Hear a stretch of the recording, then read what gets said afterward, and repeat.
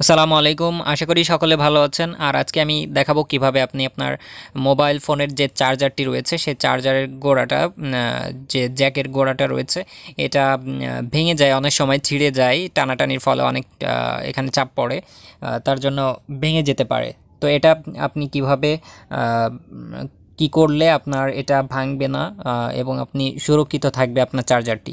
তো প্রথমে আপনি নিয়ে নেবেন একটি টেপ এবং একটি কেচি। তো আমি নিয়ে নিলাম। এবার আমি টেপটি খুলছি। টেপটি খোলার পর আমি টেপটি দেখতে পাচ্ছেন এখানে এই যে গোড়াটা রয়েছে, এই গোড়াটাতে আপনি সুন্দরভাবে একটু পেঁচানোর সময় আমি পেঁচিয়ে দিচ্ছি। দেখতে পাচ্ছেন এখানে পেঁচানোর সময় আপনি খুব একটু খেয়াল করে পেঁচাবেন, আর এটা যেন অতিরিক্ত না হয়ে যায়। আপনি নর্মালি দুই দুই থেকে তিন প্যাচ দিবেন এবং এখানে মানে ডাবল না হয়ে যায়, 2 থেকে 3 প্যাচ দিবেন। তার মানে এটা না যে আপনি একটার পরে দুইটা তিনটা করে দিবেন। তো আপনি এখানে আপনার মতো করেই দিবেন।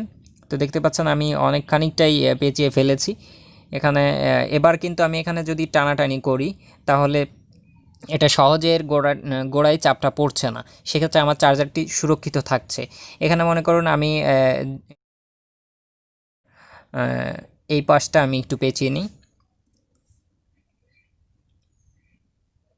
তো এই পাশে আমি এখন পেঁচিয়ে দিব, দেখতে পাচ্ছেন। এবার আমি এই পাশে পেঁচাচ্ছি। এখানে আপনারা পেঁচানোর সময় একটু টাইট করে পেঁচাবেন এবং সুন্দরভাবে পেঁচাবেন, যাতে করে মানে ভালো দেখায়, আপনার কাজটাও হয়। তো আমি পেঁচিয়ে নিচ্ছি। এভাবে এখানে আপনি পেঁচিয়ে দিলে আপনার যে চাপটা পড়ে যখন টানাটানি হয়, চার্জে দেওয়ার পর যখন এদিক ওদিক টানাটানি করা হয়, চার্জার যে সময় একটু টানাটানি বেশি হয় সেই সময় কিন্তু এখানে চাপটা বেশি পড়ে। সব ক্ষেত্রে আপনি যখন ফোনটা চার্জে দিয়ে হাতে রাখেন, বা আরেকটা জিনিস, আপনার ফোন চার্জে দিয়ে কখনো চালাবেন না, এটার জন্য দুর্ঘটনা হতে পারে বা আপনার ফোনের ব্যাটারি ব্যাকআপ কমে যাবে।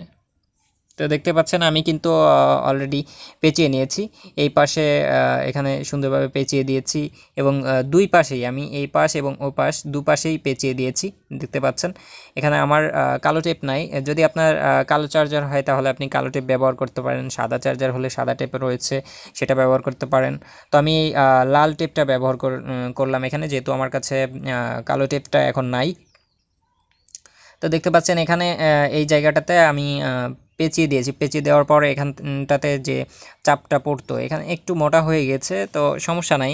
এখানে আপনার খারাপ দেখালেও আপনার চার্জারটা কিন্তু অনেক সুরক্ষিত থাকবে। যেমন এখানে টানাটানি হলে কিন্তু এই চার্জারের গোড়া থেকে ভেঙে যায়। এখানে আমি এভাবে ধরছি, ধরার ফলে কিন্তু একটা চাপ পড়ে, গোড়াতে গিয়ে একটা চাপ পড়ে। তো এই চাপটা ওখানে আর সরাসরি গিয়ে পড়ছে না, সেক্ষেত্রে আপনার চার্জারের গোড়া থেকে ভাঙার কোনো চান্স নেই। তো বন্ধুরা, এভাবে আপনি আপনার চার্জারটি সুরক্ষিত রাখতে পারেন সুন্দরভাবে।